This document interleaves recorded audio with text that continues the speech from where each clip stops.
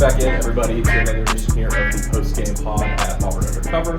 Nathan King here with Patrick Bingham. We're at Neville Arena, by the way. I know you can't tell. Patrick picked out the backdrop here today. Auburn wins its SEC opener over Missouri. This was a game, Patrick, where, look, this is a really treacherous, daunting schedule for Auburn, but this is one of the lesser threatening games. Still a really good team in Missouri, but this is one where you kind of felt like, all right, if you're Auburn, you've been so dominant so far this season, get off on the right foot. They did so today, 84-68 over Mizzou. Patrick, what were your main takeaways as Auburn gets off to 1-0 in the league? Yeah, I mean, I think for the most part, it kind of just felt like, Auburn played their B game in a lot of different areas, but also still won by 16. It was, upwards in the 20s, almost 30s at one point. But it was a cast of really a bunch of different characters, especially in the first half. You saw they had 7 threes by 7 different guys.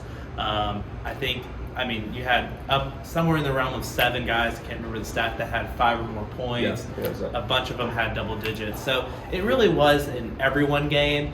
And it was talked about in the post game. I can't remember who said it, it was Pearl. He said, you're kind of darned if you do, darned if you don't with Broom.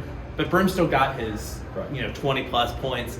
And you still had the cast of characters kind of around. So it's kind of an everyone game, at least in my thoughts. Yeah, for sure. On the offensive end for Auburn, this was an example of all of their weapons. They've been able to do that all year, but this is kind of from a scoring perspective. Usually they're impacting in a lot of other ways, and they still were today. But as Patrick mentioned, they started the game 7 of 12 from 3. This was their best 3-point shooting game of the season. So I think on an offensive end, that was obviously a big catalyst for them kind of getting going. When Dennis Gates took that timeout at the beginning of the second half, I think Auburn, that was their biggest lead of the game, 26 points. That came off of back-to-back threes. Mizzou tried some stuff. They dropped into his zone a few times. Auburn's just shooting over top of it. So you're not going to shoot that well from 3 probably in every game. It was their best percentage of the season. But as Patrick said, you talk about Janai Broom. He was really, really good today as per usual, 24 points, 9 of 13 shooting. Point of criticism I think people have been looking at with this game, Patrick, is the 16 turnovers for Auburn. That is easily the most they've had this season. It was interesting to talk to Bruce Pearl about it after the game.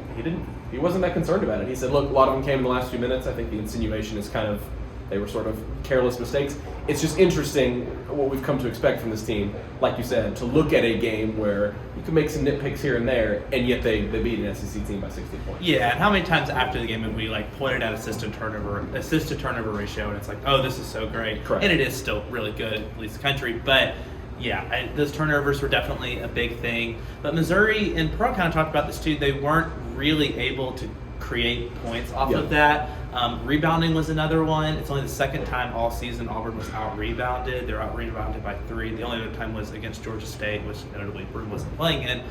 But again, Missouri had a bunch of offensive rebounds despite coming into this game in the 200s nationally in that statistic. But it was just Auburn was still able with the defense and with their strength being the backcourt that it really just didn't affect the game. Yeah. You talk about what Auburn had on defensively against this Missouri team that, number one, takes a lot of free throws. So their free throw rate, I think, was number 6 in the country entering this game. There were a lot of whistles. I don't know if it was because of what Missouri was doing. A lot of it was because of what Missouri was not doing, and just kind of a frustrating game for Auburn in that regard. But the other thing Missouri does really well as an offense was they were the number 2 2-point shooting offense in the country entering this game. In some metrics, number 1. They shoot 44% from 2-point range. And look, Chaney Johnson talked about it after the game. He said, he can imagine when you're scouting for Janai Broom, when you're scouting for Dylan Cardwell, it becomes a really, really difficult thing. And then Janai Broom points out, he goes, and Chaney Johnson, you've obviously got him on the inside as well. But so that kind of speaks to the strengths that we've sort of come to expect from this team. Their 2-point defense remains one of the best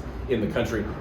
Patrick, this is obviously great to open SEC play at home. It was such a good crowd today, but I think you could make the easy argument this is going to be their worst SEC crowd at home of the season because they don't have the students in town. So, technically students were in town, but they're going to come back from break. And so obviously it can only sort of go up from here. But turning the page to next week, Patrick, 2 road games. And not only 2 road games next week, really quick turnaround to Texas. It was interesting to hear Bruce talk about after the game. He doesn't really think it's going to matter. Everyone's good in this league. It really doesn't matter where you're playing. And Auburn has to prove, as they have so far this season, they can beat anybody at any location. They play Texas on Tuesday. It's going to be a good team. And then South Carolina on Saturday. That quick turnaround is going to be it's a test early in the SEC slate for this team. Yeah, and just the way, they played so many neutral sites, and some of the games weren't neutral. Yeah. But this was the biggest home game of the season so far. Right. You think about it, they really just, all of those big non-conference wins Auburn had were just games they played were neutral site or on the road. But yeah, I mean, I just think it's one of those things, especially the midweek with Texas and then South Carolina.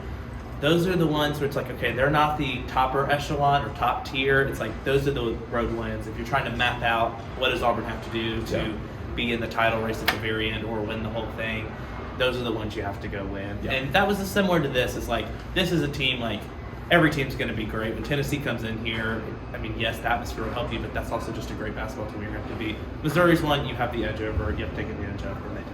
Yeah, as Patrick said, a couple games coming up here against teams that are going to be kind of shaky in non-conference play. South Carolina got their doors beat in today by Mississippi State. We'll see what Texas is able to do against Texas A&M tonight. But for Auburn, box checked, game one down, 17 to go in what should be an SEC gauntlet this season, 84-68 over Mizzou. For Patrick Bingham, I'm Nathan King. Thank you guys so much for joining us on the Postgame Pod. We'll talk to y'all soon.